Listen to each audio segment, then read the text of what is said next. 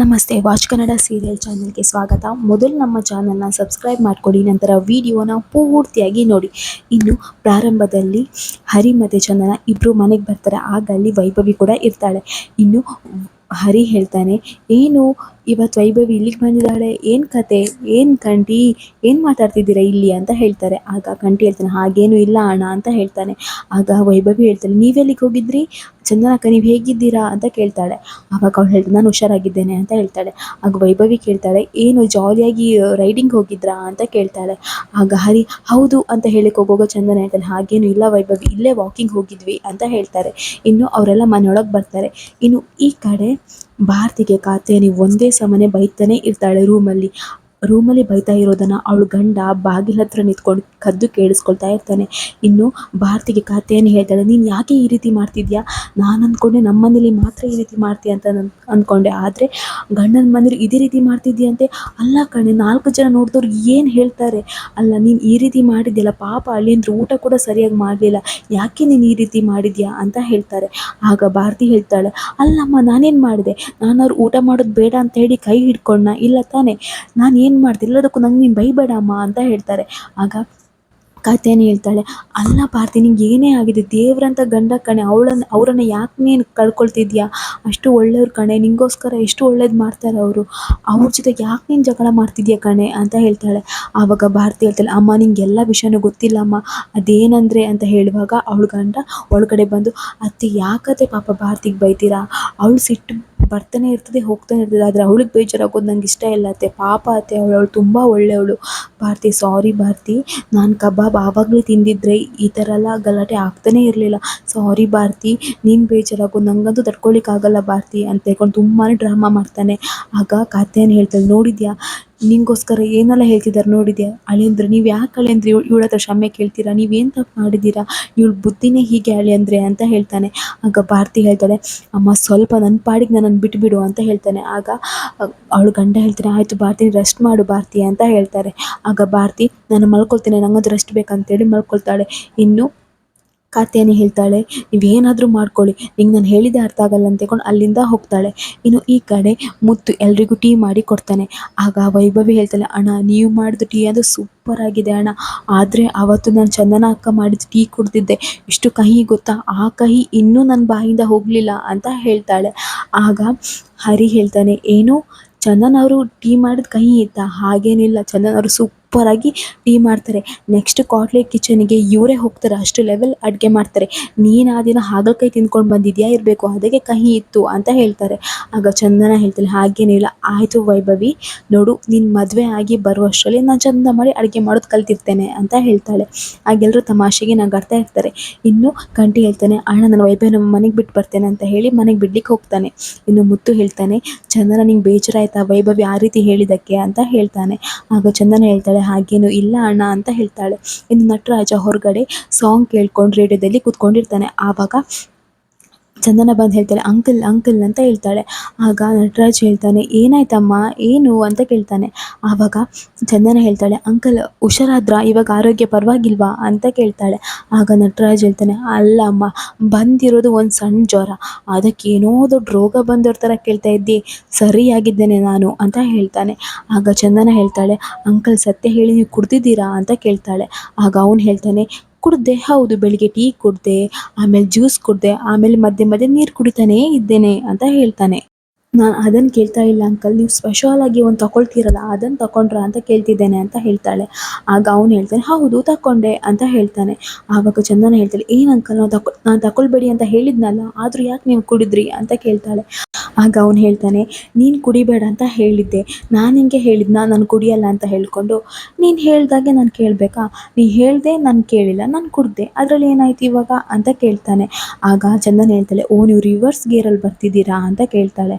ಆಗ ನಟರಾಜ್ ಹೇಳ್ತಾನೆ, reverse gear ಅಲ್ಲ, ನೋಡು ಒಂದು ಗಾಡಿಗೆ ಎಷ್ಟು ಗೇರ್ ಇರ್ತದೆ ಅಂತ ಹೇಳು, 6 ಗೇರ್, ನಂದು ಹಾಗೇನೆ, ನಂದು ಗೇರೆಲ್ಲ ಏನೂ ಇಲ್ಲ, ಒಂದೇ ಸಲ ಹೋಗ್ತಾನೇ ಇರ್ತದೆ, ಎಷ್ಟು ಬೇಕಾದರೂ ಕುಡಿಬೋದು, ನನಗೇನೂ ಆಗಲ್ಲ, ಅಷ್ಟು ಸ್ಟ್ರಾಂಗ್ ಇದ್ದೇನೆ ನಾನು ಅಂತ ಹೇಳ್ತಾಳೆ. ಆಗ ಚಂದನ ಹೇಳ್ತಾಳೆ, ಅಂಕಲ್ ನಾನು ಏನೋ ಹೇಳೋಕ್ಕೆ ಬಂದೆ ಅಂತ ಹೇಳ್ತಾಳೆ. ಅಷ್ಟರಲ್ಲಿ ಹರಿ ಹಿಂದೆಯಿಂದ ಬಂದು ಚಂದನಂಗೆ ಕಣ್ಣು ಸನ್ನೆ ಮಾಡ್ತಾನೆ. ಆಗ ಚಂದನ ಹರಿ ಹತ್ರ ಹೋಗಿ ಹೇಳ್ತಾಳೆ. ಹರಿ ಹೇಳ್ತಾನೆ, ಏನು ಕೇಳ್ತಿದ್ದೀರಾ ಅಂತ ಹೇಳ್ತಾಳೆ. ಆಗ ಚಂದನ ಹೇಳ್ತಾಳೆ, ಮಹಿ ಅವ್ರ ಅಮ್ಮನ ಬಗ್ಗೆ ಕೇಳ್ತಾ ಇದ್ದೇನೆ ಅಂತ ಹೇಳ್ತಾಳೆ. ಆಗ ಹರಿ ಹೇಳ್ತಾನೆ, ಅಲ್ಲ ಯಾರಿಗ್ ಗೊತ್ತು, ಮಹಿ ಅವ್ರ ಅಮ್ಮ ಒಬ್ರೇನಾ, ಇಲ್ಲದ್ರೆ ಎಲ್ಲೆಲ್ಲ ಲಾರಿ ತಕೊಂಡು ಹೋಗಿದ್ದಾನೋ, ಅಲ್ಲೆಲ್ಲ ಒಂದು ಬ್ರಾಂಚ್ ಆಫೀಸ್ ಓಪನ್ ಮಾಡಿದಾನೆ, ಅದ್ರ ಬಗ್ಗೆನೂ ಕೇಳಿ ಅಂತ ಹೇಳ್ತಾರೆ. ಆಗ ಚಂದನ ಹೇಳ್ತಾಳೆ, ಅಂಕಲ್ ನಾನೊಂದು ಕೇಳಿಕ್ ಬಂದೆ ನಿಮ್ಮ ಹತ್ರ ಅಂತ ಕೇಳ್ತಾಳೆ. ಆಗ ಅವನು ಹೇಳ್ತಾನೆ, ನಂಗೆ ಗೊತ್ತಿದೆ ಅಮ್ಮ ನೀನು ಏನು ಕೇಳ್ತೀಯ ಅಂತ. ಅದೇ ಜಾಸ್ತಿ ಕುಡಿಬೇಡ, ಕುಡಿದ್ರೆ ನೀನು ಹೊಗೆ ಹಾಕಿಸ್ಕೊಳ್ತೀಯ, ಹಾಗೆ ಲಿವರಿಗೆ ಇದಾಗುತ್ತೆ, ಹೆಲ್ತ್ ಹಾಳಾಗುತ್ತೆ, ಕುಡಿಬೇಡಿ ಅಂತ ಹೇಳಕ್ಕೆ ಬಂದಿರ್ತಿಯಲ್ಲ ಅಷ್ಟೇ ಅಲ್ವಾ. ನಂಗೆ ಗೊತ್ತಿದೆ ಕಣಮ್ಮ, ನೋಡು ನಾನೊಂಥರ ಕಲ್ಲಿದ್ದಂಗೆ, ನಂಗೇನೂ ಆಗಲ್ಲ, ನಾನು ಎಷ್ಟು ಕುಡಿದ್ರು ನಂಗೇನೂ ಆಗಲ್ಲ ಅಂತ ಹೇಳ್ತಾನೆ. ಅಂಕಲ್ ಸ್ವಲ್ಪ ಸುಮ್ಮನೆ ರೀ, ಆವಾಗಲಿಂದ ನೀವಾಗೆ ಮಾತಾಡ್ತಿದ್ದೀರ, ನನ್ನನ್ನು ಮಾತಾಡಲಿಕ್ಕೆ ಬಿಡ್ತಾ ಇಲ್ಲ.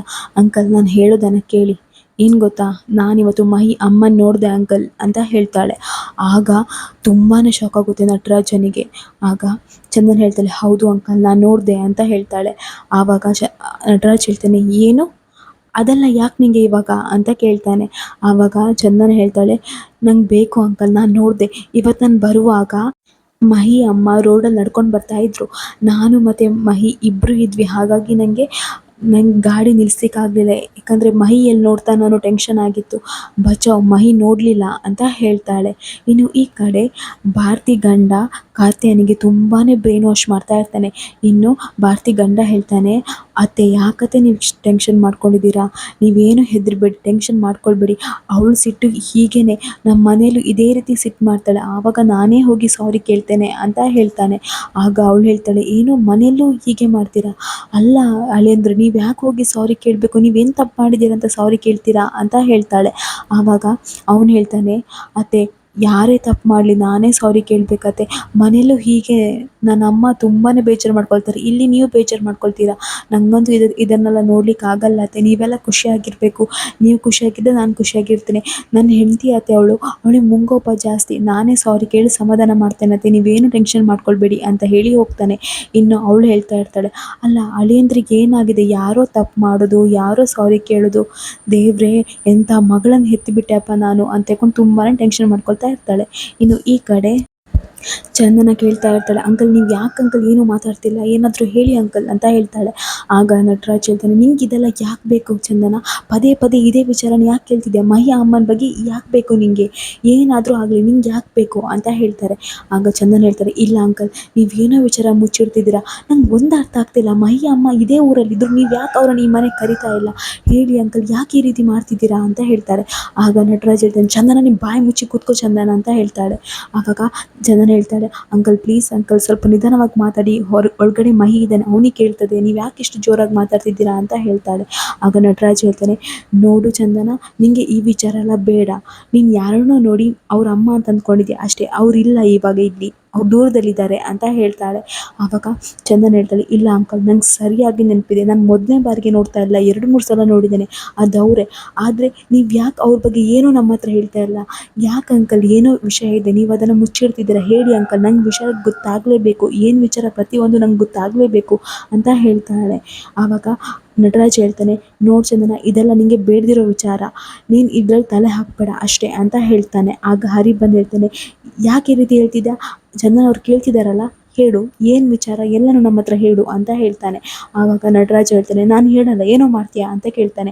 ಆಗ ಹರಿ ಹೊಡಿಲಿಕ್ಕಂತ ಹೋಗ್ತಾನೆ.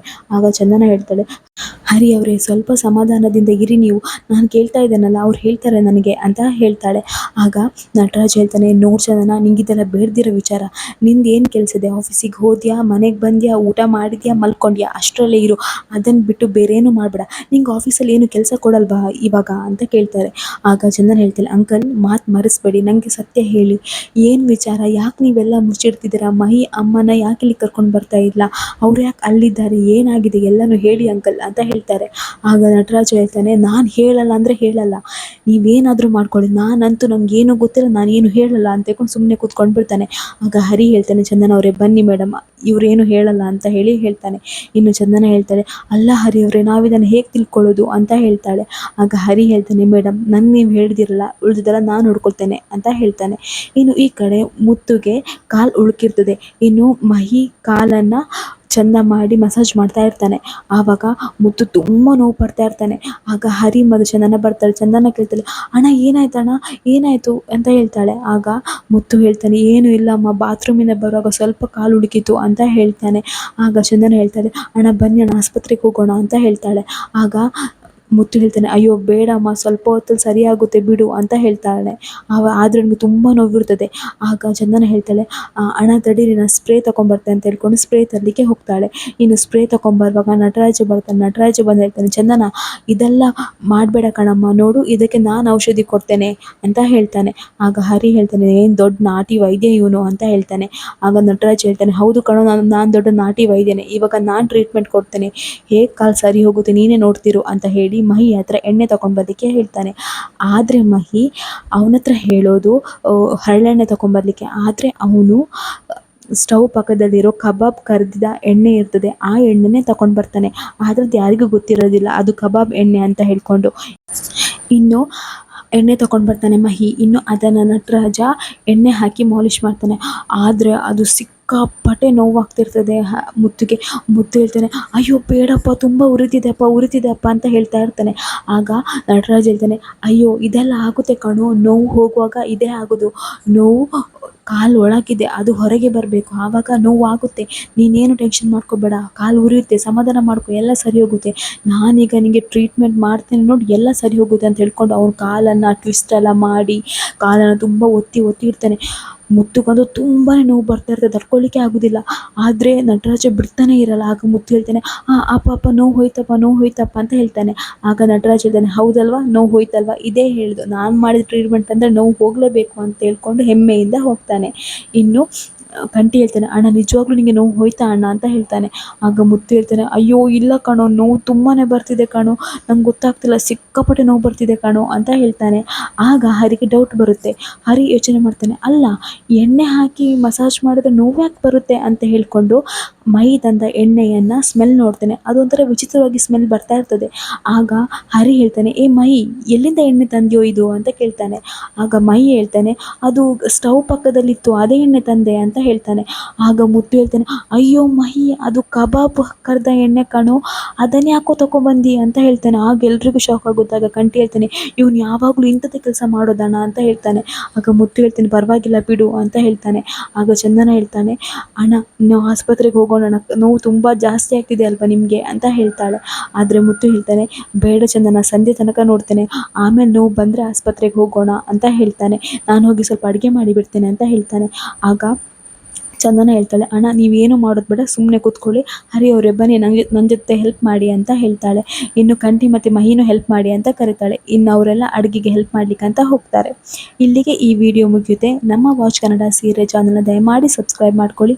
ನಿಮ್ಮ ಬೆಂಬಲ ಸದಾ ನಮ್ಮ ಮೇಲೆ ಹೀಗೆ ಇರಲಿ.